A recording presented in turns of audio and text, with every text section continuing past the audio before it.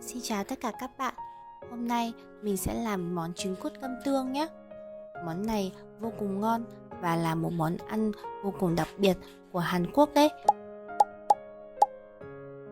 Ăn một lần thôi là tớ cứ nghiện mãi. Hôm nay tớ đã chuẩn bị 30 quả trứng chim cút để làm món ăn này. Mọi người có thể sử dụng trứng gà hoặc là trứng vịt để làm món trứng ngâm tương nhé.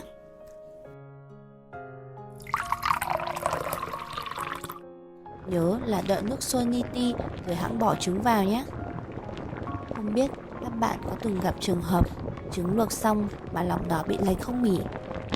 Để khắc phục tình trạng này thì lúc luộc bạn chỉ cần đảo trứng theo vòng tròn một lúc như thế này là được rồi.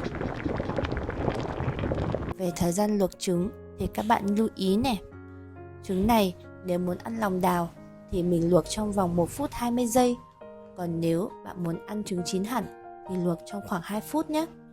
Mình thường chuẩn bị sẵn một bát nước đá để ngâm trứng luôn. Làm như thế thì trứng sẽ dừng lại quá trình nấu và giữ được lòng đào theo ý muốn của mình.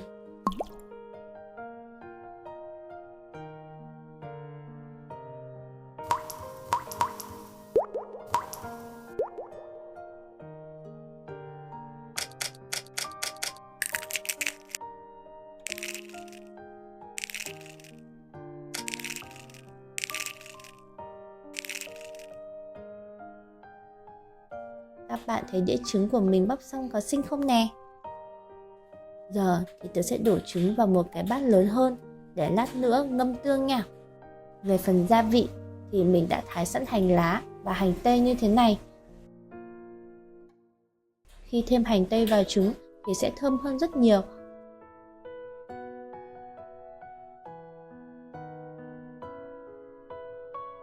Tớ sẽ rắc thêm một chút ớt sừng không cay để thêm màu sắc đỏ, rồi lại thêm một chút xanh của hành lá để thêm phần màu sắc cho món ăn nhé.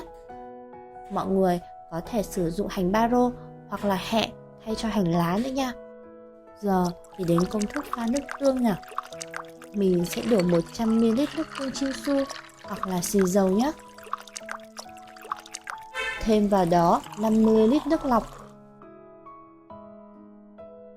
Mình thêm khoảng 6 thìa cà phê đường nữa là tròn vị món ăn luôn.